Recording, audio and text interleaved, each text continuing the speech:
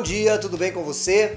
Hoje nós vamos falar sobre Saul, o primeiro rei de Israel.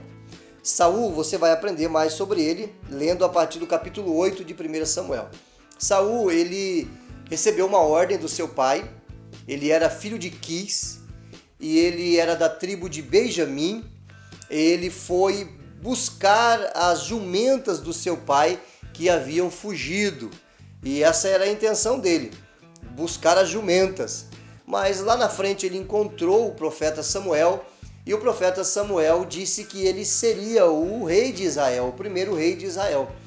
A Bíblia diz que Saul, ele era um homem alto, ele era o homem mais alto de Israel, que quando você olhava para o povo de Israel, você via Saul aparecendo do ombro para cima. Ele era um homem forte, um homem de boa aparência e se tornou o primeiro rei de Israel. Porém, Saul, ele se afastou de Deus gradativamente, porque ele não ouvia as palavras de Deus, ele seguia segundo aquilo que ele achava que era certo.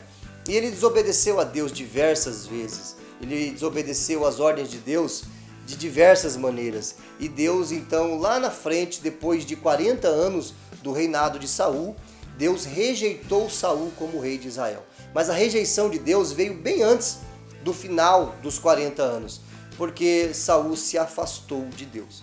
Ele permitiu que o seu coração se afastasse de Deus. Então Deus foi buscar um homem segundo o seu coração, que é Davi, que nós vamos falar sobre ele no próximo vídeo. Você vai ouvir sobre ele amanhã. Mas sobre Saul, o que é que nós podemos aprender sobre Saul? Ele teve um filho chamado Jonatas, e esse filho foi o melhor amigo de Davi. E no final do reinado de Saul, ele tirou a sua própria vida.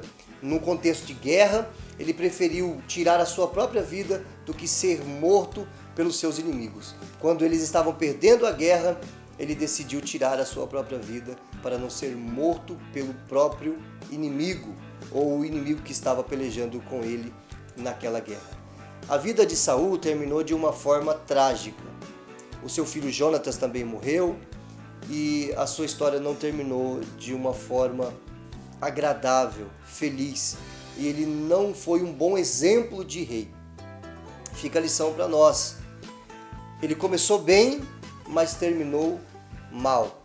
Nós precisamos começar bem, é bom começar bem, mas melhor ainda é quando você consegue continuar e quando você consegue terminar bem.